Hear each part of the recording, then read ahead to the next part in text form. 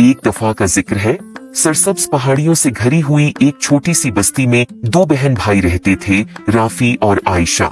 राफी बड़ा भाई अपनी चालाकी के लिए मशहूर था, मगर वो अक्सर अपनी चालाकी को शरारतों के लिए इस्तेमाल करता था। आयशा इसकी छोटी बहन नेक दिल थी, मगर राफी के शरारती कामों में वह आसानी से शामिल हो जाती थी। एक दिन दोपहर के वक्त जब वो अपने घर के बाग में खेल रहे थे, इन्हें एक पुराना धूल से भरा हुआ संदूक मिला। संदूक के अंदर उन्हें एक चमकदार लकड़ी की छुरी मिली जिस पर पुरस्कार नक्श व नुगार बने हुए थे। तजस्सुस से भरे हुए वो छुरी को अपनी दादी जहरा के पास ले गए। दादी जहरा की आंखें छुरी को देखकर पहचान से चमक उठी। मेरे प्यारे बच्चों, ये एक जादुई छुरी है, उन्होंने वजाहत की।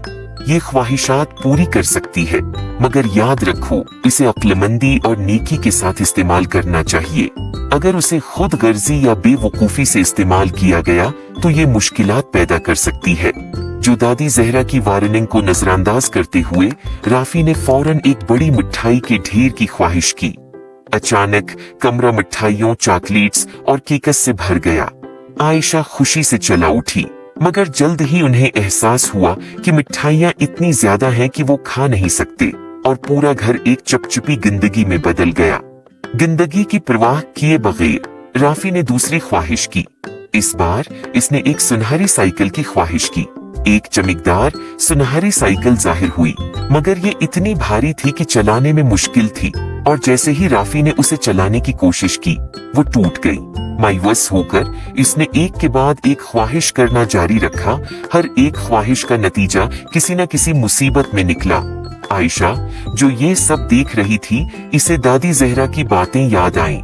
इसने नरमी से राफी से छुरी ले ली और कहा, चलो इसे अक्लमंदी से इस्तेमाल करने की कोशिश करें।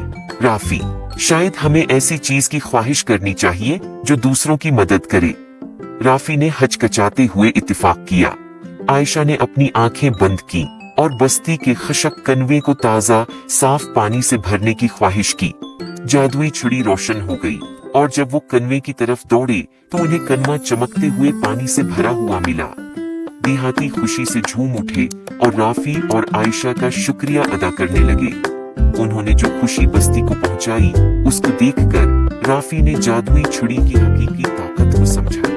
इसने अपनी पिछली बेवकूफियों के लिए आयशा और दादी जहरा से माजरत की। इस दिन के बाद राफी और आयशा ने जादुई छुरी को सिर्फ नेक कामों के लिए इस्तेमाल किया, जिससे उनकी बस्ती खुशहाल हो गई। किसी नरमा अखलाक इस कहानी से सीखने को मिलता है कि ताकत और वसाइल को अक्लमंदी और नेकी के साथ इस्तेमाल करना